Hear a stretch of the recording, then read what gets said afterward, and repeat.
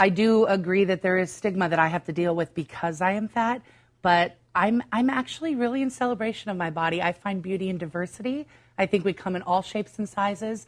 And the assumption that we've dealt with a lot on this show is that just because you're obese, you must overeat. You must have an eating disorder. I know that not to be the case. I know you can have a healthy relationship.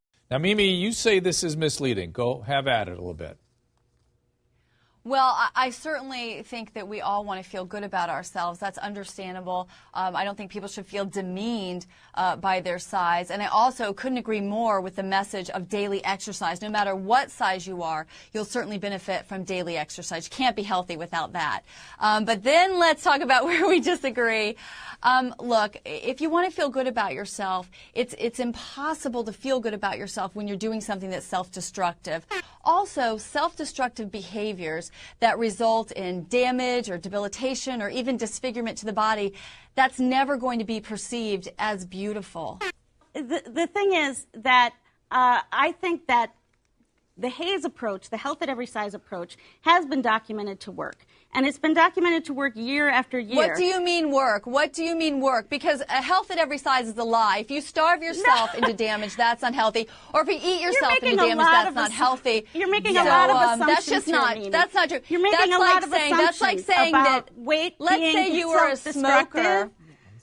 Let's say you're a smoker and have black lungs, and you try to say that's healthy because you don't have cancer yet. We know that it is actually factual that obesity is dangerous, and it's connected to cancer, stroke, Alzheimer's. We even know it's connected to an increase in birth defects. So there's nothing left to debate. It's almost like reverting back to the civil rights movement. Now we're telling fat folks that they have to buy an extra seat. Not too long ago, my grandparents had to sit on the back of a bus. It's almost like segregating folks based on the way they look. I can't imagine. Did you really say that? Calm down. Don't act like you're offended by KKK.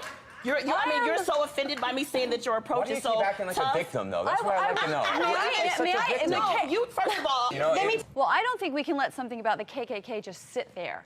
I find that so incredibly offensive and offensive to the people who, at the hands of that despicable organization, have suffered. You are coming from a totally different place than Jillian is coming from. Why would you project something like that on Because me? you're projecting it, own it. If it is what it is, I would respect you so much more. Say what it is. You have a problem with fat people. I would respect you so much more if you said, look, fatty, I can't stand you. I hate you. Get the weight off. No, I understand you're passionate about this.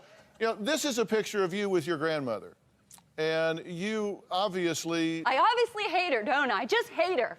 Hate my mom, hate my dad. Why could you say something like that? You know nothing about me other than the propaganda. You know nothing May about I finish me. one statement? You know nothing about me. I haven't gotten to finish one statement. If you read my blog, if you go to actionagainstobesity.com, if you go to findingthin.com, you'll find out what I really am. And then if you want to criticize me, criticize me. Don't criticize me based on what the pro-fat movement writes about me. I wouldn't like that person either. I did go to your website. But don't say that I hate a certain group of people when nothing could be further from the truth. I have two comments to make.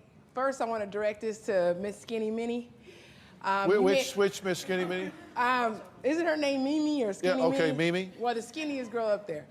Anyways, she made a comment that you have to have a lot of willingness and motivation to be skinny. I was quoting Dr. Kelly Brownell of Yale. That's what he says. I don't care who you was quoting. You said it, own it.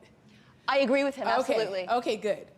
But I'm a plus-size model. I am willing and motivated to wake up every day to keep these curves. I don't want to wake up and look like you and be confused and quoting everybody. Why don't you say what you have to say and stand up for what you believe? Oh, I was just tagging on to, she was talking about the same Yale Center, so. Okay, but let me ask you a question while you're standing up. Why is it okay for you to call her Skinny Minnie?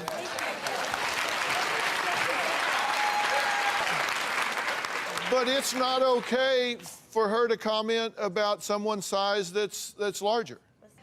Well, I don't know her name, so, okay, you got me on that, but moving on. No chubbies. No chubbies. No, I got something for no chubbies. You said it. Own it.